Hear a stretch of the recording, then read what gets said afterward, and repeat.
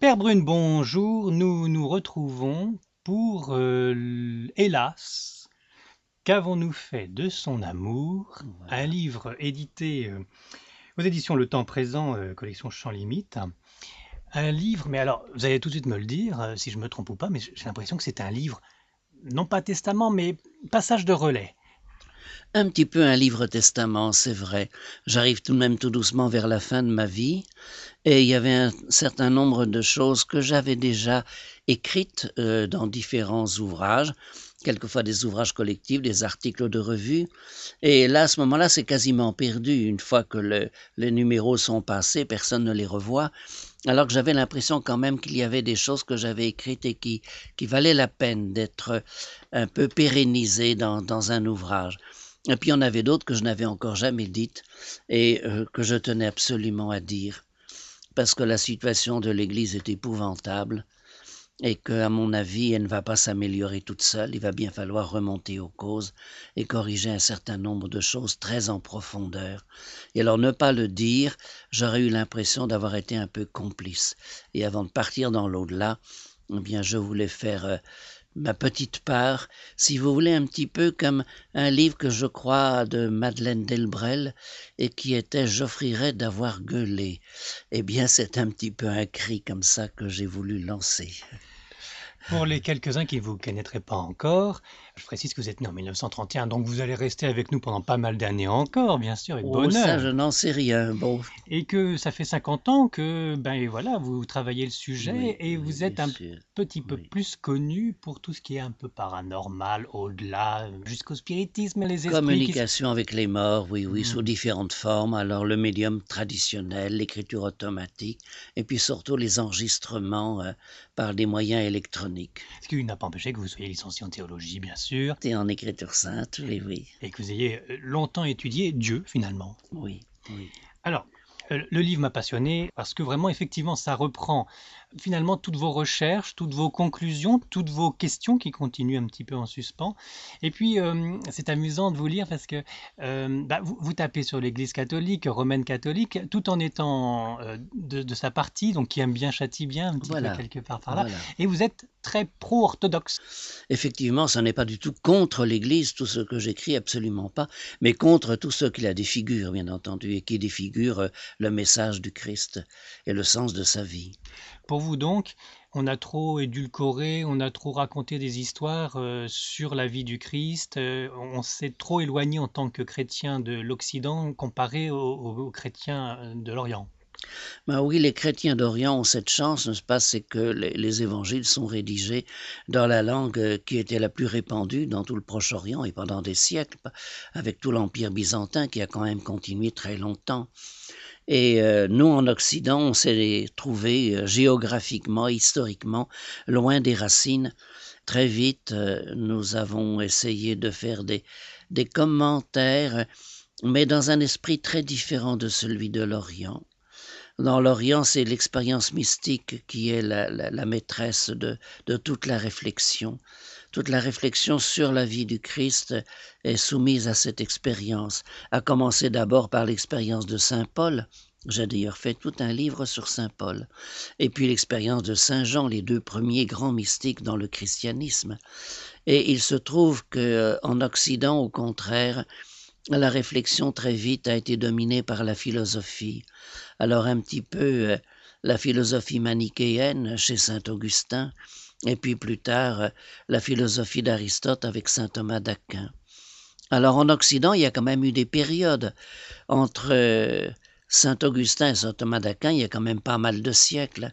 Et là, dans le 11e, 12e siècle, il y a même encore au 13e jusqu'au 14e, il va y avoir toute une série de théologiens qui, eux, ne seront pas pris par le rationalisme d'Aristote et d'Averroès, mais qui vont retrouver l'élan mystique des églises d'Orient et des premiers chrétiens. Je pense à des gens comme Guillaume de Saint-Thierry, Jean de Fécamp, Henri de Gand, et puis plus tard, bien entendu, Maître Eckhart, Tauler, Suso, etc. Mais ce n'est pas le courant qui finalement va dominer en Occident, puisque Maître Eckhart va être quand même condamné, même si les dernières condamnations n'arrivent qu'après sa mort. Et puis plus tard, il va y avoir à nouveau condamnation des courants mystiques en Espagne, les alumbrados, les illuminés, pas qui font peur à la hiérarchie et au contrôle de l'Église. Et il semble bien même que les textes les plus mystiques de Saint Jean de la Croix aient disparu à cette occasion-là. Je me rappelle les cours du père Cognier à l'Institut catholique à Paris, dans un tout petit institut minuscule de spiritualité. Il y avait que deux professeurs, le père Bouillet et le père Cognier. Et le père Cognier, auquel je dois beaucoup, avait entrepris des recherches en Espagne en disant j'ai l'impression que les commentaires des deux grands poèmes de Saint Jean de la Croix ont existé et que certains de ses contemporains les ont lus. Alors il avait fait des recherches en Espagne en se disant si c'est Saint Jean de la Croix lui-même qui a détruit les quelques exemplaires, il n'y en avait probablement que 2 ou 3 copies, on n'a plus aucune chance de les retrouver. Si ce sont plutôt ses successeurs, par peur de l'Inquisition, alors peut-être qu'il y en avait déjà plusieurs qui circulaient et qu'un jour on les retrouvera. Mais en tout cas, là aussi, le courant mystique a été stoppé, bloqué. Et puis plus tard, ça va être la condamnation du quiétisme de Madame Guyon et surtout de Fénelon au XVIIe siècle en France, qui va briser tous les l'élan mystique du XVIIe français, qui est assez extraordinaire. On a continuellement cet excès du pouvoir de contrôle. Je dis bien excès, parce que l'Église exerce un certain contrôle sur les expériences mystiques, c'est absolument indispensable. Je connais trop de phénomènes de communication, d'illumination, de vision, pour ne pas savoir que ça peut aller dans tous les sens, ça peut être absolument extravagant. Il faut donc un contrôle, mais il faut qu'il s'exerce avec une certaine mesure et qu'il ne tue pas l'élan mystique. Or, je crois que c'est ce qu'il a fait en Occident. Vous estimez que donc on a trop serré la vis, et cet élan mystique, pour vous, on le place au moment de l'arrivée du Christ, ou avant? Oh, il y a déjà, bien entendu, des expériences mystiques, certainement. Certains textes, notamment des prophètes, en sont un peu l'écho. Mais en lisant votre livre, je voyais que l'essentiel pour vous, c'était la venue du Christ, Christ Dieu, et que même Moïse, Abraham, vous mettiez un bémol du genre, oh, c'est peut-être pas vraiment quelqu'un qui a existé. Enfin, hein, vous tapiez un peu sur l'islam comme ça. Hein. Oui, bien sûr. Bien des découvertes récentes, je pense à l'ouvrage intitulé La Bible dévoilée, qui est une synthèse faite par 2 archéologues israéliens. L'un enseigne en Israël directement et l'autre dans une université d'Europe occidentale, je ne me rappelle plus laquelle. Mais il ne s'agit pas de théorie de 2 ou 3 amis ensemble, parce à ce moment-là, ce serait tout à fait sujet à caution. Je connais plusieurs exemples comme ça de théoriciens qui se sont lancés, quelquefois à 2 ou 3, pour avancer des théories un peu nouvelles, et finalement, ils n'ont pas été suivis, parce qu'ils prouvent que leurs argumentations n'étaient pas suffisamment solides. Tandis que là, ça n'est pas une théorie personnelle, ils ne font que rassembler les travaux des archéologues depuis une 50aine d'années, et que ces archéologues soient catholiques romains, protestants, orthodoxes, juifs, musulmans, agnostiques, athées, peu importe. Ce sont des gens qui ne simplement examinaient des poteries, qui cherchaient des quelques vestiges d'anciens repas pris dans le désert, en étudiant les ossements que l'on peut retrouver maintenant, ou bien qui essayaient de retrouver quelques pans de murailles. Et voilà qu'en rassemblant tout ça, on a l'évidence qui s'impose, c'est qu'une grande partie de l'Ancien Testament, jusqu'environ la fin du 8e siècle, tout ce qui est antérieur, est en grande partie, je ne dis pas en totalité, une composition littéraire, Tiré une de textes invention. sumériens peut-être. Alors, il y a une inspiration de textes sumériens, syro-babyloniens, quelquefois égyptiens. C'est vrai que le nom de Moïse et quelques autres noms sont certainement d'origine égyptienne. Et puis également de tradition locale, probablement. Vous savez, dans tous les pays, il y a des rochers qui ont des formes bizarres, des arbres qui sont un peu tordus. Et voilà qu'une légende en est sortie. On trouve ça en Bretagne, mais en Auvergne et dans quantité d'autres régions de France. Je pense à l'histoire de Sodome et Gomorrhe, par exemple, avec la femme transformée en statue de sel. Bon, on peut avoir des choses comme ça qui ont joué, et puis des traditions de roitelets locaux. La tradition, par exemple, de Job. Peut-être qu'un certain monsieur qui s'appelait effectivement Job a connu des malheurs particulièrement écrasants et a édifié tout le monde par sa fidélité à Dieu, son acceptation de son malheur. Mais évidemment, on n'a pas tout le développement qui en est sorti. Alors donc vous avez quelques doutes sur les traductions de l'Ancien Testament, sur les véracités qui ont été donc propagées de siècle en siècle de ces histoires, mais par contre aucun pour les 4 évangiles. Pour la vie du Christ, tous ces miracles, Lazare qui est ressuscité, tout ça, aucun doute. On assiste effectivement à une sorte de retour de balancier, alors que depuis 30 ou 40 ans, on essaie de nous faire croire que les évangiles ne sont que des récits tardifs et même très tardifs. Certains essaient de les reculer jusqu'au IIe siècle, fin du IIe siècle, bien. Et puis voilà maintenant qu'on a toute une série d'exégètes, pourtant patentés, si j'ose dire, archidiplômés, chargés d'enseignement et célèbres pour la qualité de leurs recherches et de leurs ouvrages. On en a toute une série qui reviennent à cette idée qu'en réalité, les évangiles ont dû être écrits en partie par des témoins directs. Je dis en partie puisque Saint Luc n'était pas un des apôtres, mais surtout l'évangile de Saint Jean. Et là, je crois tout à fait que l'évangile de Saint Jean est vraiment écrit par l'apôtre lui-même. Alors excusez-moi de faire le bêta, mais Oui, ça me va très bien. C'est ce qu'il faut. Faites le Candide par le bêta. Ah oui, mais je vais jusqu'au bêta, je vous rassure. Alors Saint Jean, il y en a eu plusieurs. Il y a eu Saint Jean-Baptiste qui était prophète, qui annonçait le Christ. Voilà. Et puis il y a eu le Saint Jean, le préféré du Christ. Alors c'est celui-là qui a vraiment écrit son évangile. Je pense vraiment, pas. Et alors là, je dénonce un peu une évolution du rationalisme qui a fait un mal terrible. Je pense à l'introduction à l'évangile de Saint Jean dans la traduction œcuménique du Nouveau Testament. Et alors là, cette introduction est commune aux catholiques et aux protestants, et ils disent on ne peut pas prouver que ce n'est pas de l'apôtre Saint Jean. Alors on a l'impression déjà que c'est presque à regret. Puis alors après ça, ils ajoutent certains évoquent Jean l'Ancien. Alors Jean l'Ancien qui est-ce? On n'en sait rien. Il est simplement dans une liste de quelques noms transmises par Papias, dans lesquels il y a quelques-uns des apôtres et puis également quelques-uns des premiers chrétiens des premiers siècles, et il cite un certain Jean l'Ancien. Mais il n'en dit rien. Il ne suggère absolument pas qu'il soit l'auteur du 4e évangile. Et puis alors après ça, l'introduction continue, l'introduction œcuménique, en disant « mais la plupart pensent que c'est l'œuvre d'un juif, mais un fin lettré, vivant dans la région actuelle de la Turquie, sur les bords de la mer Égée, et un fin lettré pétri de culture grecque. À cause de sa référence constante tout de même à l'apôtre Jean, il est probable qu'il était en relation avec des disciples de l'apôtre Jean. » Voilà. C'est aussi vague que possible, et autrement dit, les affirmations, celui que nos mains ont touché, que nos yeux ont vu, etc., ce ne serait finalement qu'un attrape-nigaud pour mieux nous raconter des sornettes. Alors, maintenant, toute une série d'exégètes reviennent là-dessus. Alors, un des grands motifs, un des grands moyens d'essayer de faire accréditer une rédaction tardive des évangiles, c'était tous les miracles qui y sont relatés. Et alors, dans la mesure où, d'une façon générale, l'Église d'Occident ne croit plus du tout aux miracles, ni à ceux de la vie des saints, ni à ceux des évangiles, alors bien entendu, il fallait tout de même essayer de rendre compte de leur présence dans les évangiles, et une présence tout de même assez massive. Des histoires pareilles, on se disait que ça ne pouvait pas être le fruit de l'imagination d'une ou deux personnes, c'était forcément une construction littéraire qui s'était faite peu à peu au cours de générations orales qui se retransmettaient le texte qui n'était pas encore écrit. Et finalement, on faisait un peu comme le Christ, on faisait des paraboles, on prenait des comparaisons. Et puis, peu à peu, on se disait, mais est-ce qu'il l'a vraiment fait? Oh, peut-être, oui, etc. Et puis celui qui avait entendu, oh, peut-être, si on l'interrogeait à son tour, il disait, oh oui, certainement, oui. Et peu à peu, tout ça a fini par arriver sur les textes écrits.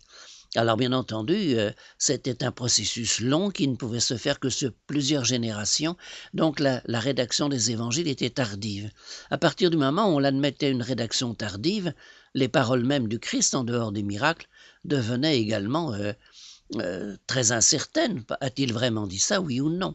Alors on essayait de dégager ce qu'on appelle les ipsissima verba, c'est-à-dire vraiment les paroles qui paraissait tellement ahurissante qu'elle ne pouvait pas avoir été inventée par des hommes et donc forcément elle remontait directement au Christ. Mais ça en faisait très peu finalement. Mais alors, Matthieu, Marc et puis Luc, vous le mettez un peu de côté et vous êtes certain du témoignage de l'évangile de Saint Jean. Ah ben, je ne mettrai pas les autres évangiles de côté, hein, ils ont également leur rôle. Mais c'est peut-être écrit à plusieurs. Ben, Marc est probablement sous l'influence de Saint-Pierre, c'est admis. Mais vous savez, je remets également en cause toutes les constructions que l'on a pu faire sur des sources communes, la fameuse source Quelle en allemand. Bon, tout ça, ce sont des constructions intellectuelles qui ne reposent pas sur grand-chose. Et puis finalement, sur un château de cartes, vous savez, il y a la première rangée qui est à la base, et puis par-dessus, on met une deuxième rangée de cartes, et puis une troisième, et finalement, le haut de l'édifice n'est pas très solide, il suffit d'un petit coup de vent pour que tout s'écroule. Ben, à mon avis, c'est ça que nos exégètes ont fait. Et chacun essayait de se faire connaître en remettant en cause à nouveau quelque chose d'un peu plus. Plus il démolissait, plus il devenait célèbre. Là, j'ai vraiment une sorte d'accusation, c'est vrai.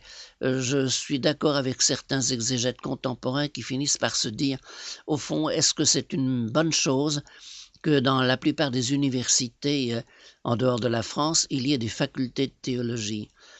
Ça, je crois que c'est une bonne chose à certains égards, mais ça a un inconvénient, c'est que ces professeurs de faculté de théologie dans des universités d'État se sentent un peu obligés de faire comme leurs collègues dans les autres disciplines, d'arriver à publier, à créer, à faire du nouveau à tout prix. Et alors, ils font n'importe quoi, c'est un petit peu la conséquence. Si je traduis vos propos, donc nous nous éloignons de plus en plus de la source étant la vie de Jésus et son message par sa vie. Voilà. Et vous trouvez finalement, si je me replonge dans votre livre, que les orthodoxes, eux, par contre, ont gardé ce côté, pas magique, mais mystique. Ils ne l'ont pas renié et sont encore plus proches de Dieu grâce à cela, grâce à ces miracles et grâce à cet amour qui circule, c'est ça? Tout à fait. Tout à fait, je dirais, il y a encore deux grands courants, si l'on peut dire, dans le christianisme qui me paraissent fidèles, dans l'ensemble les orthodoxes avec leur théologie, qui est pleine de mystique, et puis également nos mystiques en Occident, mais qui sont en opposition continuelle avec la théologie qui a dominé officiellement. Vos mystiques en Occident, c'est donc les saints, Sainte Thérèse d'Avila, Saint Jean de la Croix, etc. Et puis en France aussi, bien sûr. Oui. Vous, avec votre spécialité des esprits et de l'au-delà, vous avez rencontré pas mal de médiums aussi, de phénomènes paranormaux, extraordinaires. Dans votre livre, vous précisez que tout ce que vous avez pu voir avec les médiums n'a aucune comparaison avec ce qu'ont vécu les saints. Les véritables saints, que c'est 1000 fois plus fort. Oui, c'est vrai. C'est vrai, mais je m'intéresse quand même beaucoup aux phénomènes paranormaux pour deux raisons. D'abord, il y a d'une part les communications avec les morts qui nous donnent des indices très forts, je dirais même personnellement des preuves de la survie immédiate après la mort, et c'est déjà quelque chose de très important. Mais également, je m'intéresse aux phénomènes paranormaux en dehors même des communications avec les morts, parce qu'ils sont déjà une sorte de confirmation de la possibilité des miracles, si vous voulez. Et je crois qu'il y a un certain nombre de lois de ce monde qui n'interviennent qu'exceptionnellement, ou d'interférences entre ce monde et puis d'autres dimensions que nous commençons un peu à peine à soupçonner, quelquefois à travers les révolutions de la science, notamment sur le temps et l'espace, sur la matière, qui reste pour nous un énorme mystère, et on commence à mieux comprendre que certains phénomènes qui paraissent absurdes, en réalité ne le sont pas, mais obéissent à des lois, mais que nous ne maîtrisons pas, que nous ne connaissons pas encore. Et alors pour moi, c'est capital de reconnaître également les miracles qui ont lieu dans ce monde, et encore de nos jours, parce que cela nous aide à comprendre que les miracles relatés dans les évangiles ne sont pas forcément des inventions, pas du tout. Quand je pense par exemple à l'image de la Guadeloupe au Mexique, j'ai fait tout un livre là-dessus. On va le résumer en 2 secondes quand même. C'est la Vierge qui est Bon, apparue. Comment s'appelle-t-il ce brave un Mexicain? Indien, Juan Diego, qui Mhm. maintenant est canonisé, En 1400 quelque chose? 1531. Ah, j'ai perdu un siècle. En 1531, voilà, à une période d'ailleurs charnière où conquistadors espagnols commençaient à se rendre absolument odieux, avec des exactions monstrueuses, malgré la lutte de l'Église qui essayait de s'y opposer par tous les moyens. Et à ce moment-là, on sait que les Indiens étaient proches de la révolte, les Espagnols étaient encore très peu nombreux, auraient pu se faire massacrer facilement. Et voilà que la Vierge va apparaître, non pas à un Espagnol, même pas à un religieux, même pas au nouvel évêque nommé de Mexico, mais à un Indien. Ce qui va obliger un peu les Espagnols à prendre les Indiens un peu plus en considération. Et puis ça va jouer un rôle énorme dans la coexistence et puis peu à peu la meilleure compréhension entre les deux grandes sources de population du Mexique, les Indiens et puis les Européens. Bon. Et alors, voilà que au cours de cette apparition, que je ne vais pas vous raconter maintenant, c'est pas le moment, mais la Vierge va laisser son image directement sur le manteau de l'Indien auquel elle est apparue. C'est même dans toutes les apparitions mariales la seule où la Vierge laisse directement son image. C'est la seule. Dans toutes les autres apparitions, ce sont les voyants qui vont essayer de la décrire, et à partir de leur description, des artistes essayent plus ou moins malhabilement de faire une image ou une sculpture. Voilà. Tandis que là, c'est directement son image avec des phénomènes extraordinaires. C'est une sorte de bombe à retardement. On a tout le visage de la Vierge et puis tout le corps d'ailleurs, elle apparaît comme étant enceinte et même toute proche de l'accouchement. Il y a toute une série de symboles à déchiffrer sur ses vêtements, mais ce qui est le plus extraordinaire, ce sont les yeux. Car là, il y a un phénomène d'optique qui n'est connu que depuis 1838 et que l'on peut observer chaque fois que l'on grimpe sur une échelle et qu'on examine les yeux avec un ophtalmoscope. Et ce phénomène n'est pas possible sur une image plate. Autrement dit, ce n'est pas possible sur une photo ni sur une peinture.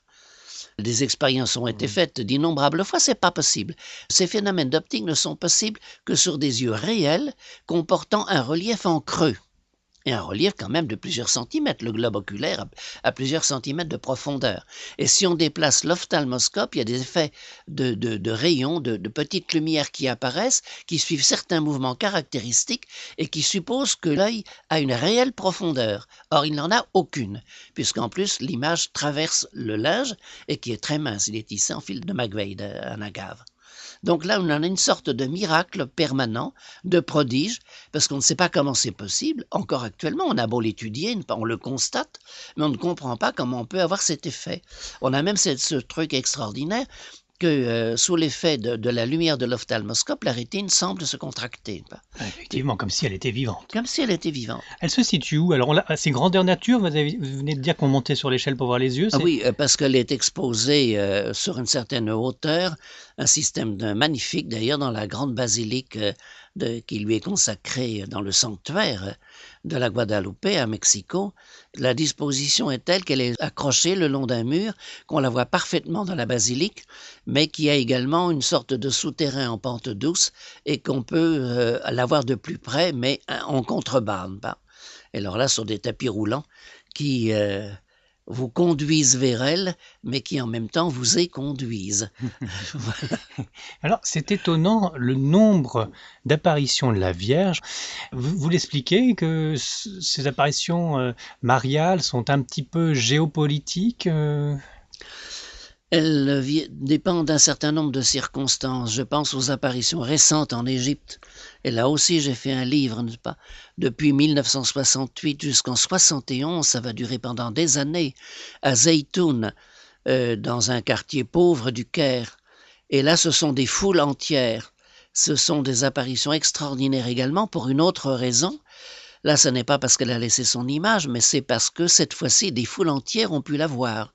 Même à Fatima, si vous voyez des foules entières, vous voyez la danse du soleil, assister à d'autres phénomènes de pluie, de fleurs, etc. Mais ils ne voyaient pas la Vierge. Pour voir la Vierge, il n'y avait que les trois enfants de Fatima. Tandis que dans les apparitions d'Égypte, il y avait certains soirs, on estime environ 250 000 personnes à la voir en même temps. Et il a fallu déplacer le terminal d'une ligne d'autobus. Les gens venaient de toutes les régions d'Égypte et puis comme la Vierge ne donnait pas le programme de ses apparitions et qu'elle n'apparaissait pas toutes les nuits, c'était irrégulier. Alors les gens couchaient par terre, l'église était pleine également et puis on apportait des malades. C'était une église ou c'était une mosquée? C'était une église. Mhm. Elle n'est apparue d'ailleurs en différents endroits, à Edfou, à Choubra, enfin dans plusieurs, à Assiout, etc. Chaque fois sur des églises et sur des églises coptes, c'est-à-dire des églises qui sont chrétiennes, profondément chrétiennes, mais qui sont séparées des autres grandes églises depuis le concile de Chalcédoine en 451, pour être précis.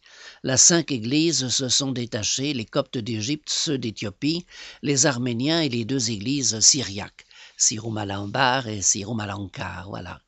On reste dans le mystique parce que c'est vraiment votre partie et puis c'est ce qui me passionne, mais ce n'est pas tout ce qu'on retrouve dans votre livre. On y reviendra dans quelques instants. J'ai vu et j'ai discuté avec l'abbé René Laurentin, spécialiste Oui, des apparitions de la bien Vierge. sûr, oui. Là aussi, on s'aperçoit que la Vierge Marie apparaît à certaines personnes, que d'autres ne voient rien juste à côté. Oui. Est-ce qu'entre mystique et mysticisme, on a un discernement à faire et que le diable pourrait pas y jouer un petit peu sa partie? Est-ce que vraiment tout ce qui vient d'une certaine forme magique, mystique, vient de Dieu ou est-ce qu'il y a des contrefaçons? Un contrôle est quand même nécessaire. Bah, mysticisme, effectivement, est un mot qui a souvent une connotation négative et avec raison. Je vois par exemple à Medjugorje, un certain nombre d'Américains ont reçu la bénédiction de Vicat et du coup, il y a rien qu'aux États-Unis d'Amérique du Nord, plus de 400 personnes qui prétendent maintenant avoir des apparitions de la Vierge. Il est évident que tout ça ne colle pas, tout ça n'est pas authentique, ça n'est pas possible. Il y a une grande part d'hallucination et même à Medjugorje, là, il faut reconnaître que il y a des apparitions qui ont continué très longtemps, elles continuent peut-être encore, mais qui ne viennent certainement pas de la Vierge. D'après le contenu des messages, d'après l'attitude des voyants, d'après l'attitude de l'entourage, on ne peut pas dire que ça vienne de la Vierge. Alors ça vient d'où? Alors, si vous voulez, pour déconsidérer les vraies apparitions, il n'y a rien de mieux que les fausses. Pour déconsidérer les vrais miracles, il n'y a rien de mieux que les faux miracles. Et là, je pense que ce sont les forces du mal qui sont carrément à l'œuvre. L'homme qui a l'expérience de l'au-delà et des esprits, bah, vous me certifiez qu'effectivement, il y a autant de bons esprits de l'autre côté que de mauvais esprits. Et que donc cette dualité, ce manichéisme continue dans l'au-delà. Il y a toujours une guéguerre Oui. et nous sommes encore êtres humains au milieu de cela. Oui, nous ne sommes pas transformés en passant de l'autre côté, pas à travers le voile de la mort. Bien, il n'y a pas derrière le voile une fée avec une baguette magique pour transformer les citrouilles en carrosses ou les monstres en saints. Ben non, non. On se retrouve de l'autre côté tel que l'on était dans ce monde, et donc les méchants restent des méchants. Simplement, ils vont connaître un certain nombre d'épreuves et ils auront toute une évolution à faire s'ils veulent un jour pouvoir partager l'amour de Dieu. Car vous croyez à la survivance de l'âme et de l'esprit une fois qu'on est mort, donc à la résurrection immédiate, comme dirais-je en prière. Et nous allons en parler dans la deuxième partie de notre entretien. Fort bien, très volontiers.